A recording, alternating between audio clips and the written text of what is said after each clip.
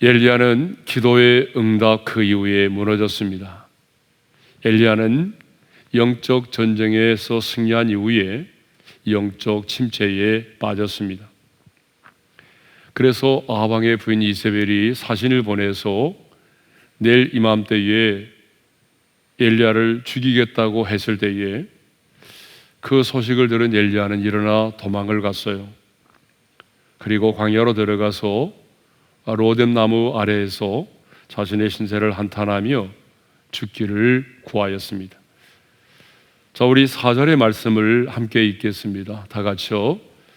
자기 자신은 광야로 들어가 하루길쯤 가서 한 로뎀 나무 아래에 앉아서 자기가 죽기를 원하여 이르되 여호와여 넉넉하오니 지금 내 생명을 거두시옵소서. 나는 내 조상들보다 낫지 못하니이다. 그러면 어떻게 하면 우리 안에 있는 이 영적인 침체, 이 우울한 감정을 우리가 이겨낼 수 있을까요? 자, 오늘 우리가 네 가지를 생각할 텐데요. 그 첫째는 바로 하나님의 사랑을 확신하라고 하는 것입니다. 엘리야가 로뎀 나무 아래에 누워서 자신의 신세를 한탄하며 죽기를 구하고 있을 때에 하나님은요, 천사를 그에게 보내셨습니다. 그리고 그 엘리야를 어루만져 주셨어요. 자, 우리 5절의 말씀인데 함께 읽겠습니다. 다 같이요. 로뎀 나무 아래에 누워 자더니 천사가 그를 어루만지며 그에게 이르되 일어나서 먹으라 하는지라.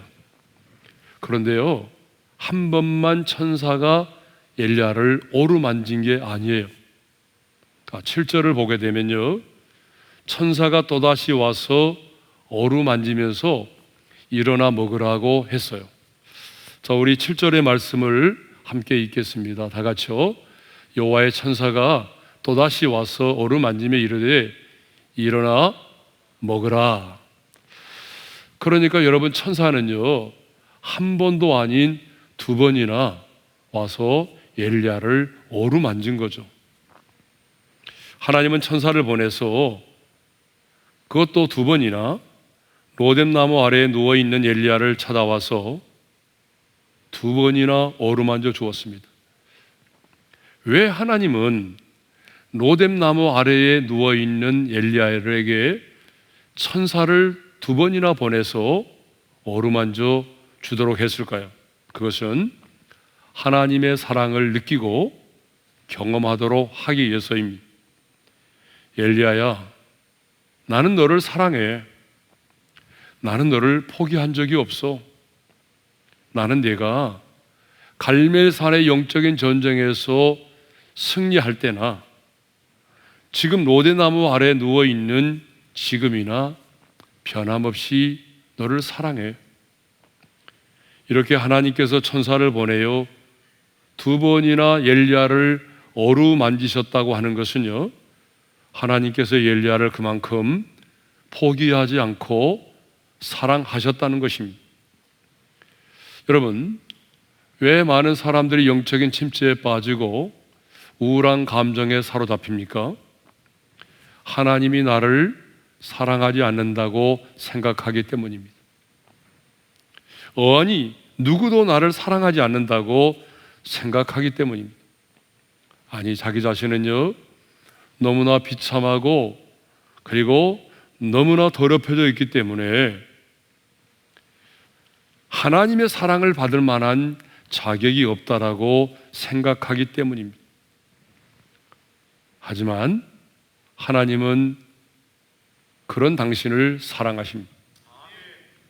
당신이 아무리 연약하여 넘어졌을지라도, 결혼 생활에 실패하고 내가 사업에 실패했을지라도, 내가 유혹에 넘어져 더럽힘을 당하였을지라도, 심지어는 내가 하나님의 징계 가운데 있을지라도,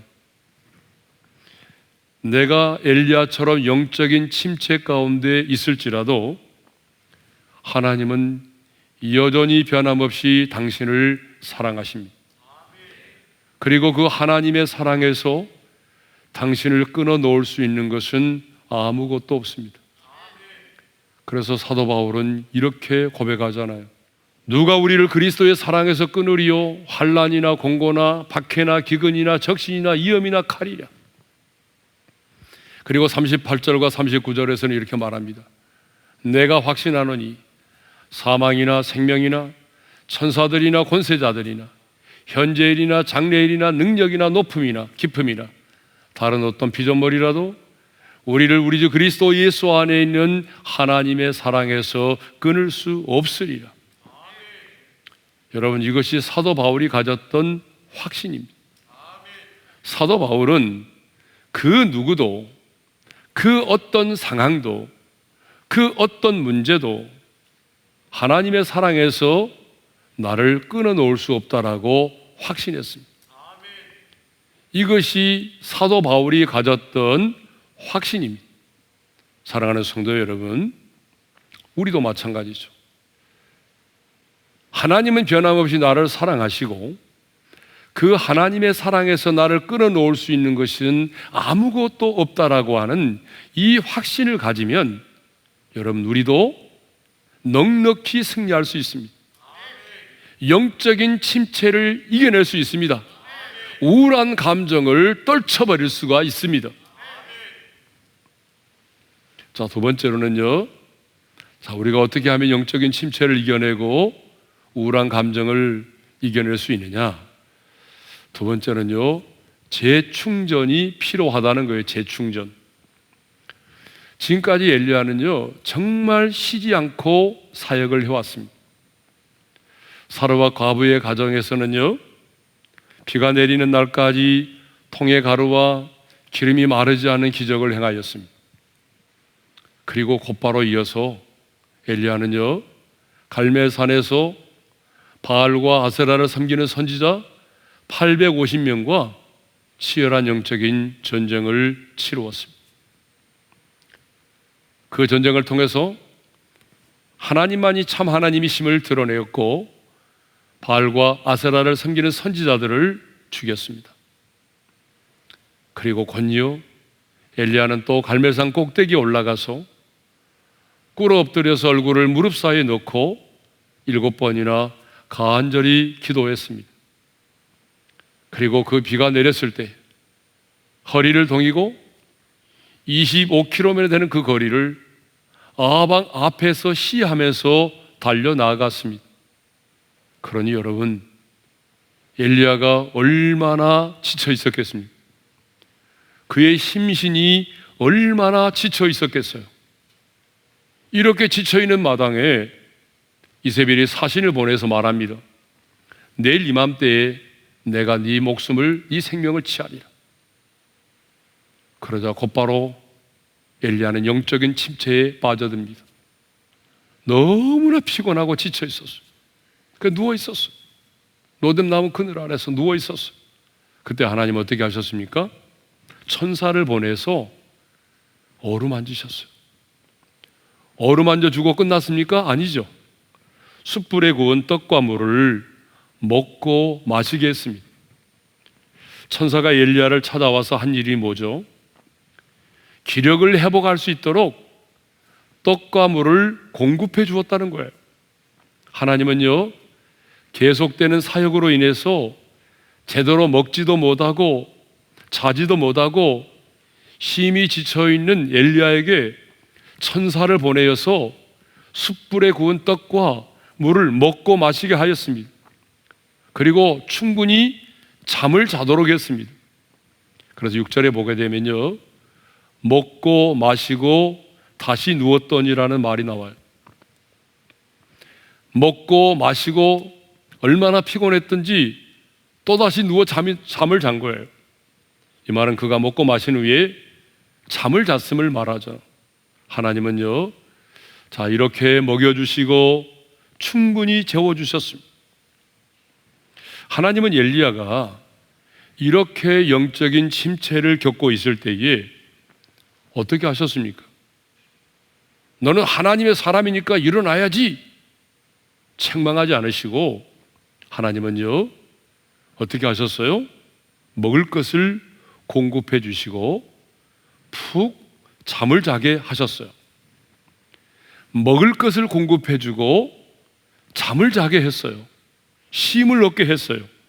그리고 다시 그 음식물에 힘을 의지하여 일어나 걷게 했던 것입니다. 그러므로 여러분, 잘 쉬는 것도 굉장히 중요합니다. 여러분, 육체가 탈진되면요, 우울증으로 이어질 가능성이 굉장히 많습니다.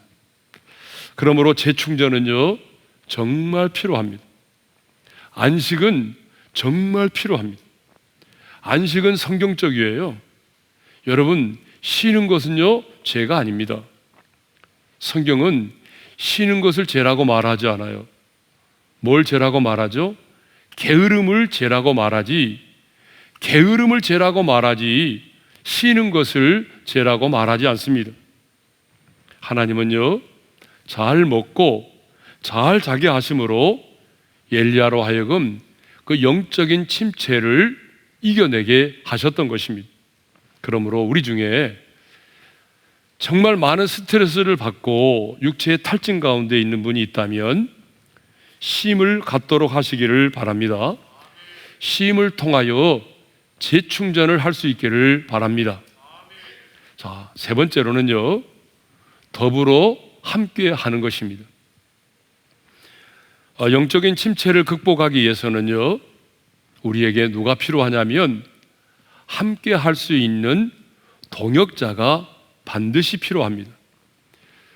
왜 엘리야가 영적인 침체에 빠졌습니까? 나만 홀로 남았다라고 생각을 했기 때문이에요.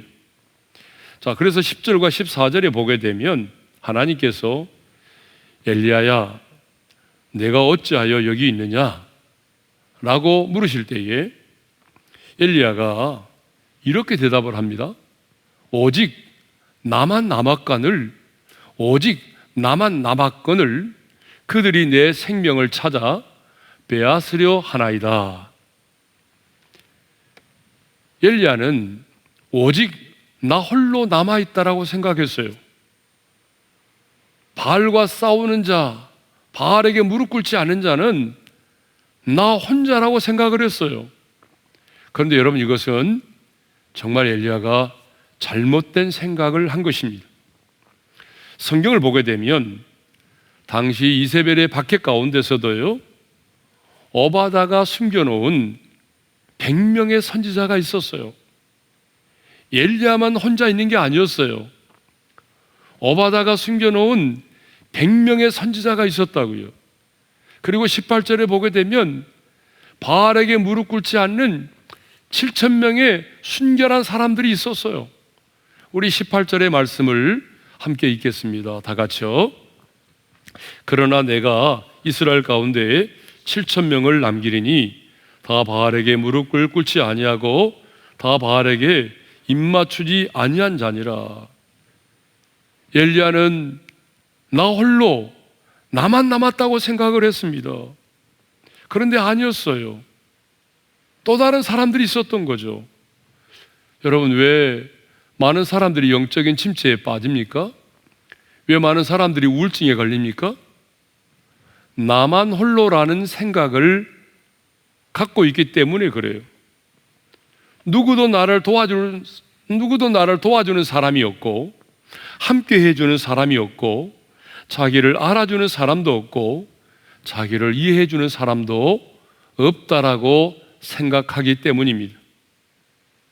언제나 나만 이런 고통을 당하고 나만 이런 어려움을 당한다고 생각하기 때문입니다. 그러므로 여러분, 영적인 침체를 극복하려면 나만 홀로라고 하는 생각을 버려야 됩니다. 그런데 엘리야는요, 이세벨이 자신을 죽이려 한다는 소식을 들었을 때에 어떻게 반응했나요? 자기 자신은 광야로 들어가 그랬죠. 사람이 아무도 없는 광야로 들어갔습니다. 자, 우리 하나님이 이 세상을 창조하시고 이렇게 말씀하셨어요. 하나님 보시기에 참 좋았더라. 그런데 하나님이 보시기에 좋지 못한 것이 하나 있었습니다. 여러분, 그게 뭐죠? 아담이 홀로 독초하는 것이었어요. 이것을 보게 되면 우리 하나님은 외로움과 고독을 싫어하십니다. 하나님의 형상대로 지음받은 우리 인간들이 이 땅을 살아가면서 외로움과 고독 속에 살아가는 것 주님은 정말 싫어하십니다. 하나님은 저와 여러분이 외로움과 고독 속에 인생을 살기를 원하지 않으세요. 이것은 하나님 보시기에도 좋지 않아요. 그러므로 여러분, 힘들고 어려운 일을 만났을 때 스스로 광야로 들어가지 마세요. 아무도 내 곁에 없는 그 인생의 광야로 들어가지 마세요. 그럼 어떻게 해야 되죠? 힘들고 어려울 때에 여러분의 의지를 동원해서라도 믿음의 동역자를 찾으십시오. 믿음의 사람들을 찾으십시오. 그리고 공동체 안으로 들어오십시오. 여러분, 공동체 안에서 더불어 함께 하십시오. 오늘 우리 중에 나만 홀로라고 하는 그 외로운 생각에 인생의 로뎀나무 아래에 앉아서 신세를 한탄하며 스스로 죽기를 구하는 사람이 있습니까? 반드시 기억하십시오. 당신은 결코 혼자가 아닙니다. 세상의 모든 사람이 당신을 버렸을지라도 하나님은 당신을 버리지 않으시고 하나님은 당신과 함께 하십니다. 그러므로 우리가 늘 즐겨 부르는 그 찬양의 가사처럼 왜 나만 겪는 고난이냐고 불평하지 마십시오. 고난의 뒤편에서 주님이 주실 축복을 미리 보면서 감사하시기를 바랍니다. 너무 견디기 힘든 지금 이 순간에도 주님이 나를 위하여 일하고 계심을 믿으시기를 바랍니다. 그리고 남들은 지쳐 앉아 있을지라도 당신만은 반드시 일어서기를 바랍니다. 당신은 결코 혼자가 아닙니다. 하나님의 가족 공동체 안에서 믿음의 동역자를 만들어 가십시오. 함께 더불어 사랑을 나누십시오. 마지막 네 번째입니다. 자, 우리가 어떻게 하면 영적인 침체를 이겨내고 우울한 감정을 떨쳐버릴 수 있을까요? 자, 마지막 네 번째는요, 바로 사명을 회복하는 것입니다. 엘리야는 이세벨이 사신을 보내어 죽이겠다고 했을 때에 자신의 생명을 위해서 일어나 도망을 갔습니다. 그런데 어디로 도망을 갔다고 말하고 있어요? 3절을 보게 되면요, 유다에 속한 브엘세바로 갔다고 되어 있어요. 유다 땅 브엘세바로 간 거예요. 그리고 거기서 사한을 머무르게 한 다음에 4절을 보게 되면 광야로 하루길쯤 들어가서 한 로뎀나무 아래에 누워서 자신의 신세를 한탄하며 죽기를 구하였습니다. 그러면 여러분, 왜 엘리야는 이세벨이 자신을 죽이려고 할 때에 유다에 속한 브엘세바로 갔을까요? 아니, 하나님의 말씀을 선포해야 될 선지자가 하나님의 말씀을 선포해도 아무도 들어줄 사람이 없는 왜 광야로 나갔을까요? 그것은 엘리야가 하나님께서 자신에게 맡겨주신 사명을 포기했기 때문입니다. 하나님은 분명히 엘리야에게 아방이 다스리고 있는 북이스라엘로 가서 선지자로서 하나님의 말씀을 선포하라고 하는 사명을 주셨거든요. 그러니까 엘리야의 사명은 뭐예요? 북왕국 이스라엘의 아방과 이세벨로 인하여 곳곳에 바알의 신전들이 세워지고 그리고 많은 백성들이 바알을 숭배하고 있을 때에 그러한 바알의 신전들을 타파하고 그리고 여호와 하나님만이 참 하나님이심을 드러내도록 하기 위해서 하나님이 북왕국 이스라엘에 보낸 선지자란 말이에요. 그런데 지금 엘리야는요, 자신의 사명을 버렸어요. 그래서 지금 유다 땅 브엘세바로 나아갔어요. 그리고 아무리 하나님의 말씀을 선포해도 누구도 들을 수 없는 광야로 나아간 거예요. 이건 뭘 의미하는 거예요? 하나님이 내게 맡겨주신 사명을 포기해버렸다는 거죠. 많은 사람들이 자기 자신의 소명을 잃어버린 순간, 소명을 잃고 사명을 포기하는 순간 영적인 침체를 겪습니다. 하지만 자신이 해야 될 일이 남아있다고 생각하는 사람, 하나님이 주신 소명을 따라 열심히 사는 사람은요, 우울한 감정에 사로잡히지 않습니다. 왜냐하면 우울한 감정에 사로잡힐 시간의 여유도 없어요.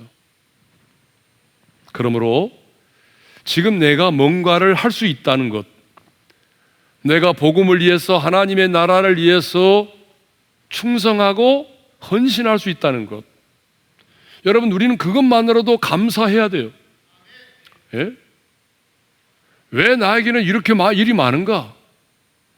일이 많다라고 생각하기 전에 내가 오늘 주를 위해서, 하나님의 나라를 위해서 충성하고 헌신할 수 있다는 것, 내가 쓰임받을 수 있다는 것만으로도 우리는 감사해야 돼요.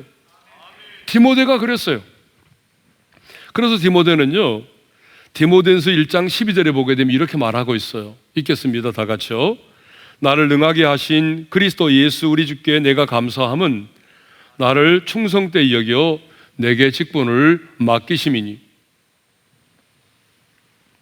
로뎀나무 아래 누워서 자신의 신세를 한탄하며 죽기를 구하였던 엘리야는 하나님께서 천사를 통하여 자신을 어루만져 주시고 또 친히 준비하신 구운 떡과 물을 먹고 마시게 하심으로 힘을 얻어가지고 하나님의 산 호렙에 이르게 됐어요. 그리고 하나님의 임재 가운데서 하나님의 세미한 음성을 듣게 되었습니다. 그러면 하나님께서 엘리야에게 주신 말씀은 무슨 말씀일까요? 어떤 말씀을 주셨을까요? 하나님께서 엘리야에게 하신 말씀은 내가 온 길을 돌이켜 광야를 통하여 다시 다메섹으로 돌아가라는 거예요.